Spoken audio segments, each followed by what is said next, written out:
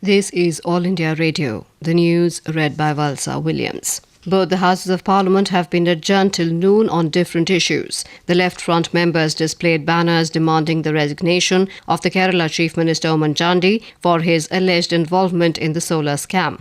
As soon as the Lok Sabha and the Rajya Sabha met for the day, Left Front members rushed to the well in support of their demand, raising slogans. Some TDP MPs and a few Congress members from Andhra Pradesh also trooped into the well, raising slogans against the creation of a separate state of Telangana. Following noisy scenes, the presiding officers adjourned the houses till noon. Earlier, the Rajya Sabha witnessed a 15-minute adjournment amidst noisy scenes. Jammu and Kashmir Chief Minister Omar Abdullah today ordered a judicial inquiry into the Kishtwar clashes. The probe will be conducted by a retired High Court judge and it will be completed in a time-bound manner. The decision was taken at a high-level ministerial meeting chaired by the Chief Minister in Jammu today. Earlier, the state government had ordered an inquiry by the Divisional Commissioner into the violent incidents in Kishtwar and promised severe punishment to those found responsible for the death and destruction in Kishtwar.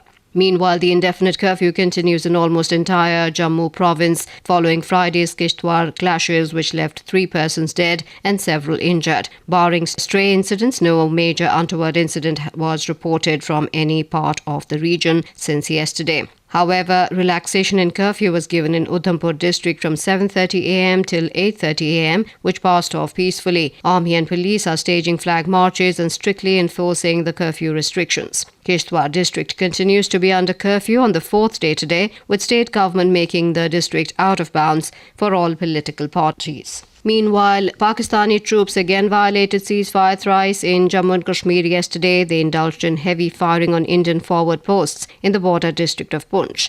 Pakistani troops targeted over a dozen Indian forward posts in Digwar area and Chulas sector using heavy weaponry. India today successfully test-fired indigenously developed nuclear-capable surface-to-surface Prithvi 2 missile from a military base in Odisha. The ballistic missile, with a range of 350 kilometers, was fired from Launch Complex number 3 of the Integrated Test Range at Chandipur on Sea in Baleswar district of Odisha coast at 9:15 this morning.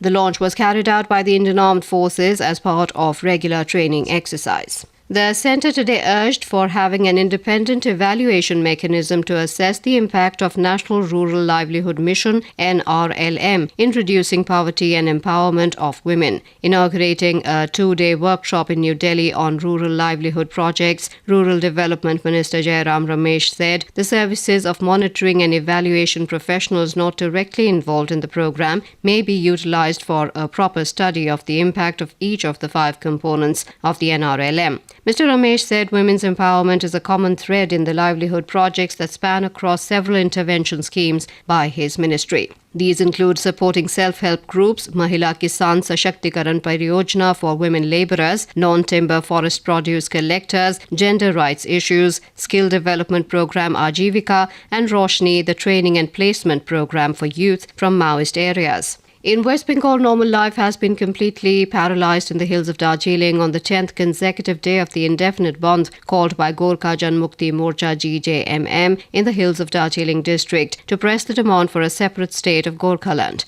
The deadline of 72 hours given by the Chief Minister to end the bandh will terminate by tomorrow afternoon. Meanwhile, the GJMM is trying to chalk out its future course of action following the ultimatum and has stated that a Janta curfew shall be observed on the 13th and 14th of August. 194 persons have been arrested in various cases of violation of law so far. Security forces are constantly patrolling to maintain law and order. News just in, both the Houses of Parliament have resumed. And with that, we end this news bulletin.